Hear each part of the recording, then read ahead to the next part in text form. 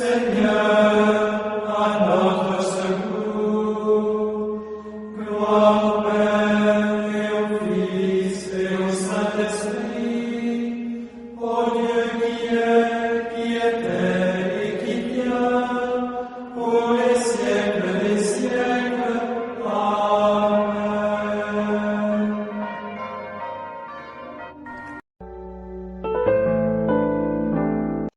Écoutons les textes de ce jeudi 26 octobre 2023, 29e semaine du temps ordinaire, année A, lu par Marie-Pascale Johnson de la paroisse Saint-Antoine de Padoue de Anne-Copé et le diacre Clovis Gazalima de la Société des Missions Africaines, commenté par le diacre Hospice Achokossi de la Société des Missions Africaines. Première lecture. Lecture de la lettre de Saint Paul apôtre aux Romains, au chapitre 6, versets 19 à 23. Frères, j'emploie un langage humain adapté à votre faiblesse. Vous aviez mis les membres de votre corps au service de l'impureté et du désordre, ce qui mène au désordre. De la même manière, mettez-les à présent au service de la justice, ce qui mène à la sainteté. Quand vous étiez esclaves du péché, vous étiez libres par rapport aux exigences de la justice. Qu'avez-vous récolté alors à commettre des actes dont vous avez honte maintenant? En effet, ces actes-là aboutissent à la mort. Mais maintenant que vous avez été libérés du péché et que vous êtes devenus les esclaves de Dieu, vous récoltez ce qui mène à la sainteté et cela aboutit à la vie éternelle. Car le salaire du péché, c'est la mort. Mais le don gratuit de Dieu, c'est la vie éternelle dans le Christ Jésus, notre Seigneur. Parole du Seigneur. Nous rendons grâce à Dieu.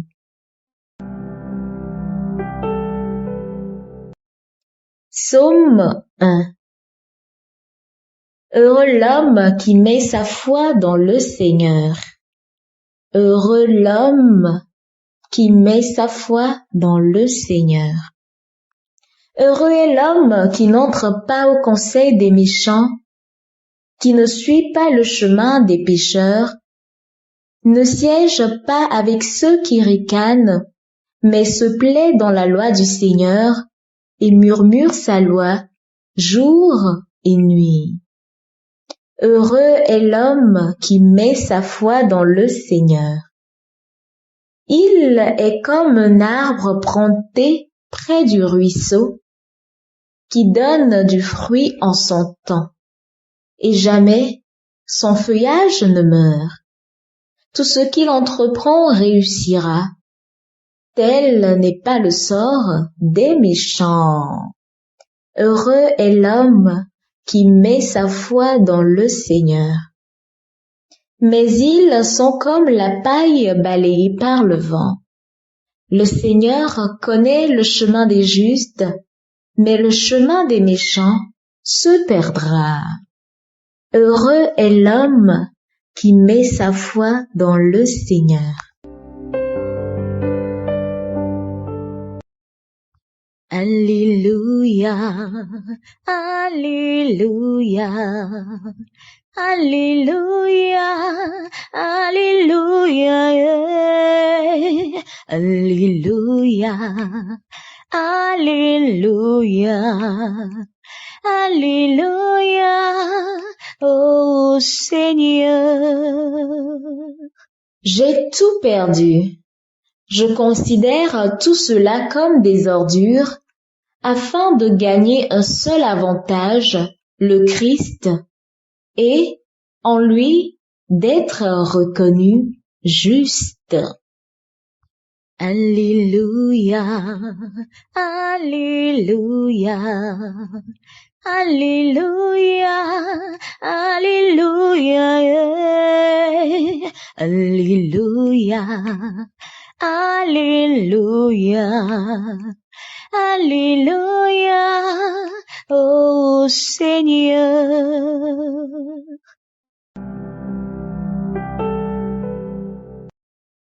Le Seigneur soit avec vous et avec votre esprit. Évangile de Jésus-Christ selon Saint Luc.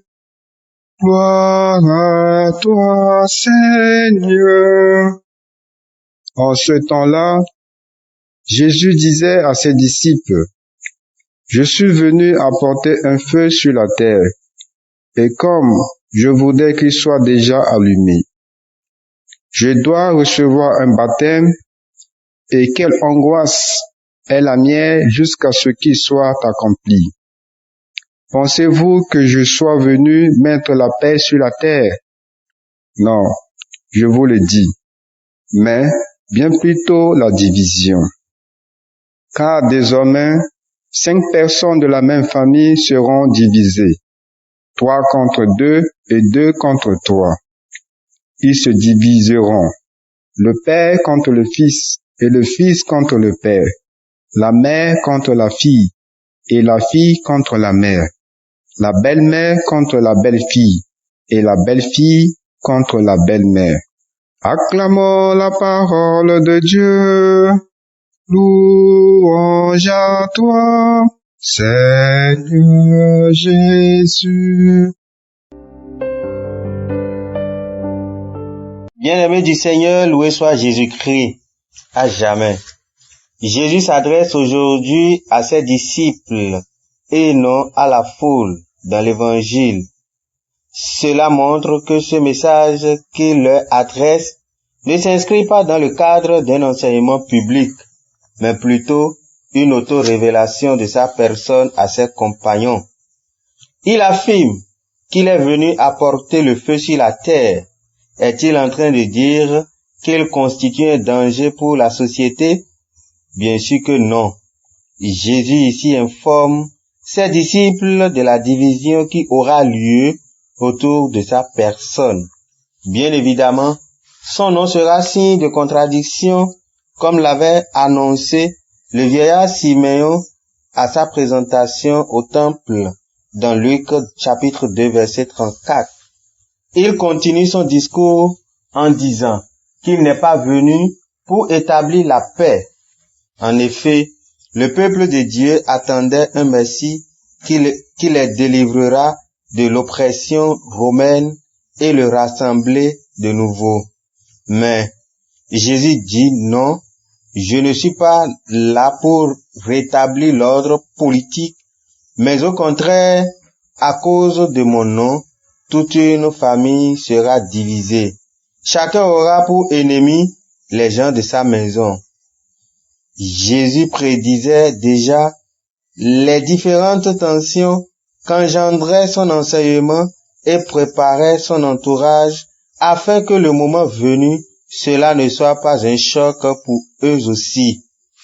Le message qu'il annonce est si percutant qu'au point où certains vont le rejeter comme les scribes de son temps, car ils ne le comprenaient pas, mais d'autres vont l'accueillir comme le cas de ses disciples et de la foule qui le suivait. Le message que Jésus annonce ne s'accueille pas facilement si l'on n'est pas éclairé. Choisir Jésus et le suivre authentiquement est une lutte puisque la bonne nouvelle de Jésus est en contradiction avec l'esprit de ce monde. Quiconque suit alors le Christ marche donc à contre-courant avec les civilisations mondaines et donc si dans notre marche à la suite du Christ, nous ne changeons pas l'ordre anormal des choses qui se trouvent dans notre milieu, nous éteignons le feu que Jésus a apporté pour consumer le mal et faire régner la justice. C'est justement à ce titre que Saint Paul nous exhorte à travers sa lettre aux Romains à une pureté de vie justifiée dans le Christ. Pour lui, si nous sommes capables de nous livrer au péché au point de devenir esclaves du péché, nous sommes aussi capables de nous affranchir et de nous mettre au service de la justice. Accueillir Jésus et le suivre suppose donc une ferme décision et un sacrifice personnel, car des vents contraires peuvent se soulever contre notre appartenance au Christ Jésus. Mais, au milieu de tout cela, nous devons tenir ferme et pratiquer la justice. Quand nous décidons de suivre le Christ, nous devenons son disciple. Or, Saint Paul dans sa lettre aux Romains affirme que le disciple doit toute obéissance à son maître. Ce que Jésus veut pour ses disciples, c'est une vie vertueuse, affranchie du péché et vouée à la justice. C'est à juste titre que Saint Paul invite les chrétiens de Rome et nous aussi à nous libérer du péché et à pratiquer la justice, car le salaire du péché, c'est la mort. Mais la récompense d'une vie juste, c'est la sainteté. Romains 6, verset 22. Que le Seigneur nous accorde un cœur sincère pour l'accueillir et œuvrer à l'accomplissement de son règne. Amen.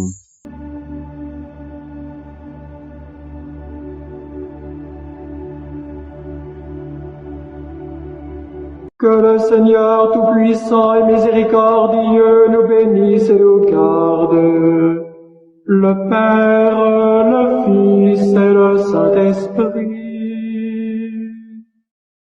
Amen.